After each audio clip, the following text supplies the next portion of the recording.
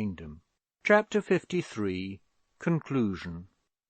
The end of a novel, like the end of a children's dinner party, must be made up of sweetmeats and sugar plums. There is now nothing else to be told but the gala doings of Mr. Arabin's marriage; nothing more to be described than the wedding dresses; no further dialogue to be recorded than that which took place between the archdeacon, who married them, and Mr. Arabin and Eleanor, who were married. "Wilt thou have this woman to be thy wedded wife?" and "Wilt thou have this man to be thy wedded husband, to live together according to God's ordinance?" Mr. Arabin and Eleanor each answered, "I will." We have no doubt that they will keep their promises, the more especially as the Signora Neroni had left Barchester before the ceremony was performed.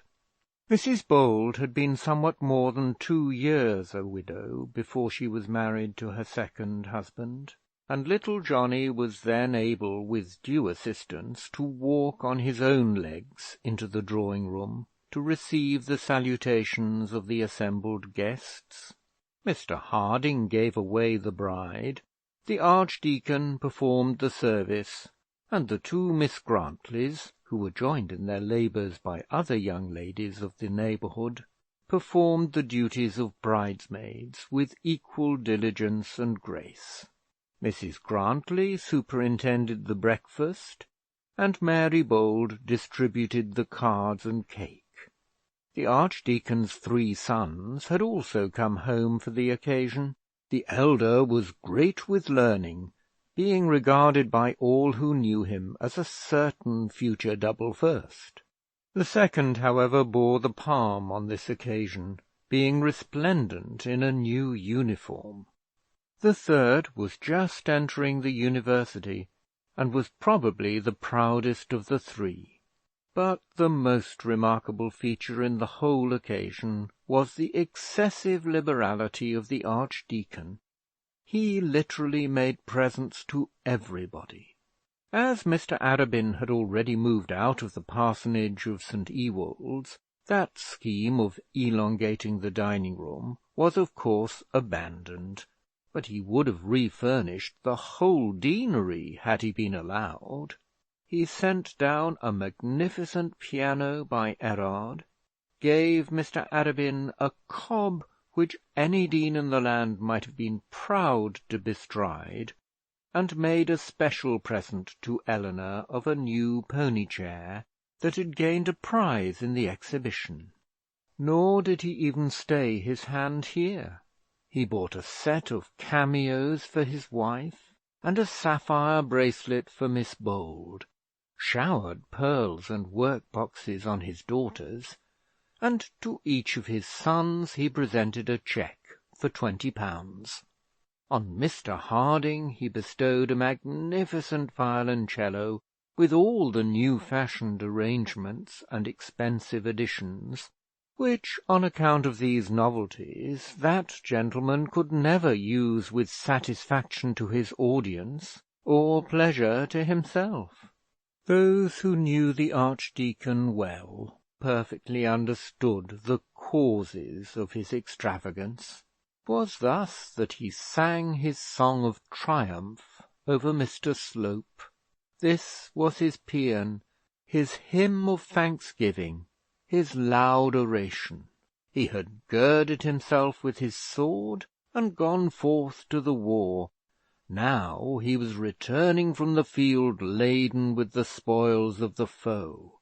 The cob and the cameos, the violoncello and the pianoforte, were all, as it were, trophies reft from the tent of his now conquered enemy.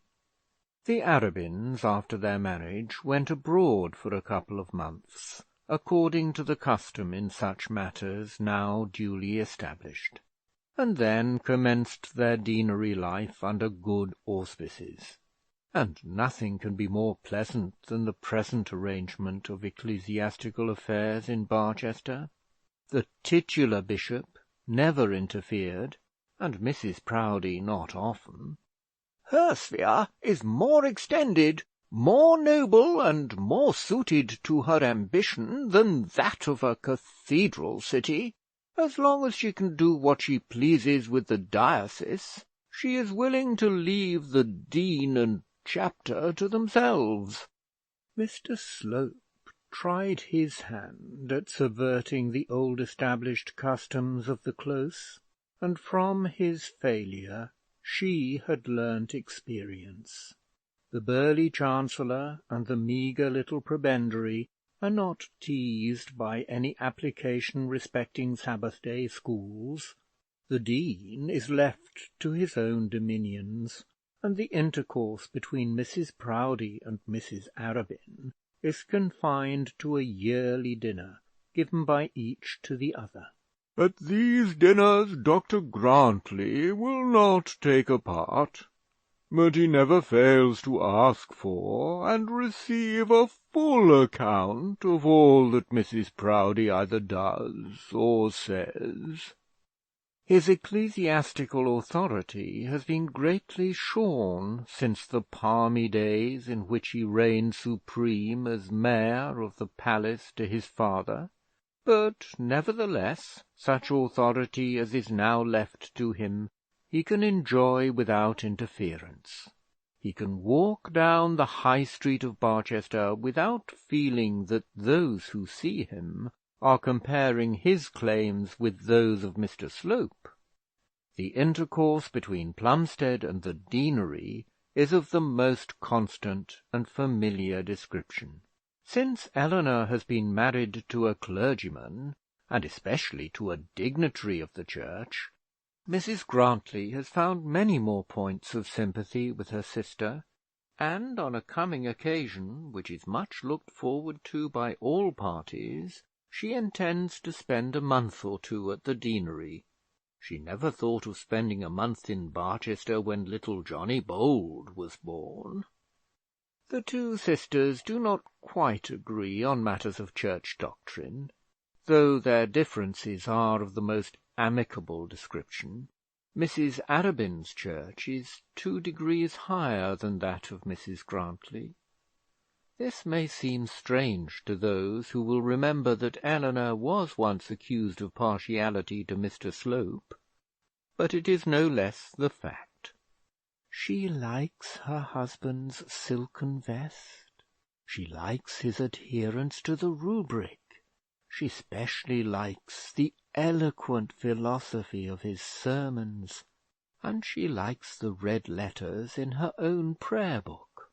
It must not be presumed that she has a taste for candles, or that she is at all astray about the real presence, but she has an inkling that way. She sent a handsome subscription towards certain very heavy ecclesiastical legal expenses which have lately been incurred in Bath, her name of course not appearing. She assumes a smile of gentle ridicule when the Archbishop of Canterbury is named, and she has put up a memorial window in the cathedral. Mrs Grantly, who belongs to the High and Dry Church, the High Church as it was some 50 years since, before tracts were written, and young clergymen took upon themselves the highly meritorious duty of cleaning churches, rather laughs at her sister. She shrugs her shoulders and tells Miss Thorne that she supposes Eleanor will have an oratory in the deanery before she has done, but she is not on that account a whit displeased. A few high church vagaries do not, she thinks, sit amiss on the shoulders of a young dean's wife. It shows at any rate that her heart is in the subject, and it shows moreover that she is removed, wide as the poles asunder, from that cesspool of abomination in which it was once suspected that she would wallow and grovel. Anathema Maranatha! Let anything else be held as blessed, so that that be well cursed. Welcome kneelings and bowings, welcome matins and complines, welcome bell, book, and candle, so that Mr Slope's dirty surplices and ceremonial Sabbaths be held in due execration. If it be essentially and absolutely necessary to choose between the two, we are inclined to agree with Mrs Grantly that the bell, book, and candle are the lesser evil of the two. Let it, however, be understood that no such necessity is admitted in these pages. Dr Arabin, we suppose he must have become a doctor when he became a dean, is more moderate and less outspoken on doctrinal points than his wife, as indeed in his station it behoves him to be. He is a studious, thoughtful, hard-working man. He lives constantly at the deanery, and preaches nearly every Sunday. His time is spent in sifting and editing old ecclesiastical literature, and in producing the same articles new. At Oxford he is generally regarded as the most promising clerical ornament of the age. He and his wife live together in perfect mutual confidence. There is but one secret in her bosom which he has not shared. He has never yet learned how Mr Slope had his ears boxed. The Stanhopes soon found that Mr Slope's power need no longer operate to keep them from the delight of their Italian villa. Before Eleanor's marriage they had all migrated back to the shores of Como. They had not been resettled long before the Signora received from Mrs Arabin a very pretty, though very short epistle, in which she was informed of the fate of the writer.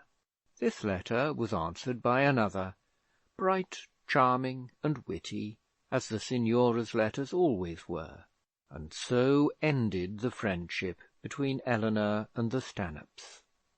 One word of Mr Harding, and we have done. He is still precentor of Barchester, and still pastor of the little church of St Cuthbert's. In spite of what he has so often said himself, he is not even yet an old man. He does such duties as fall to his lot well and conscientiously, and is thankful that he has never been tempted to assume others for which he might be less fitted. The author now leaves him in the hands of his readers, not as a hero, not as a man to be admired and talked of, not as a man who should be toasted at public dinners, and spoken of with conventional absurdity as a perfect divine, but as a good man, without guile, believing humbly in the religion which he has striven to teach, and guided by the precepts which he has striven to learn. End of chapter 53. End of Barchester Towers by Anthony Trollope. Recording by Nick Whitley, Purley, United Kingdom.